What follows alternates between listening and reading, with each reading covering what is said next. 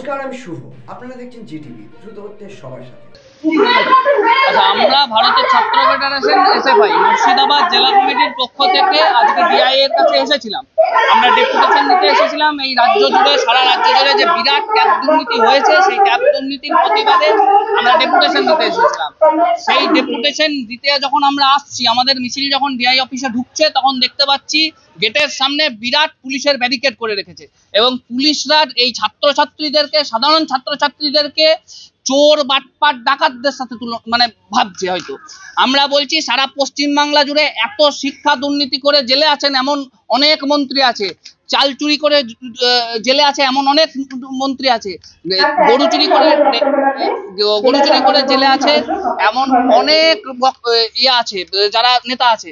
তাদেরকে আমরা বলছি, তাদেরকে ধরুক, এই পুলিশের মেরুদণ্ডটা ঠিক করে তাদেরকে গ্রেপ্তার করুক, তাদেরকে আটকাক, তাদেরকে চালচুরি থেকে বিরত করুক। এটাই আমাদের দাবি।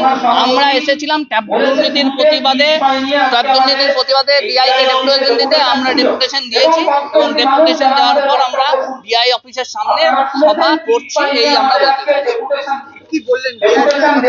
ডিআই এর সাথে কথা হলো, ডিআই অস্বীকার করছে, সরকারের পার্ট উনি বলছেন যে লিক হয়ে গেছে, কি করতে পারি। কিন্তু আমরা বলছি, সরকার না চাইলে এরকম বড় দুর্নীতি হয় না।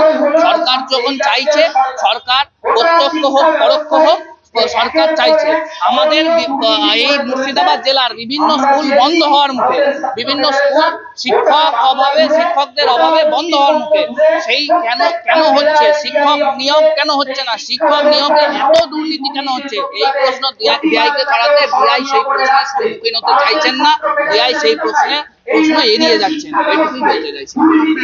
আমার নাম প্রীতম ঘোষ, সম্পাদক এসএফআই মুর্শিদাবাদ জেলা কমিটি।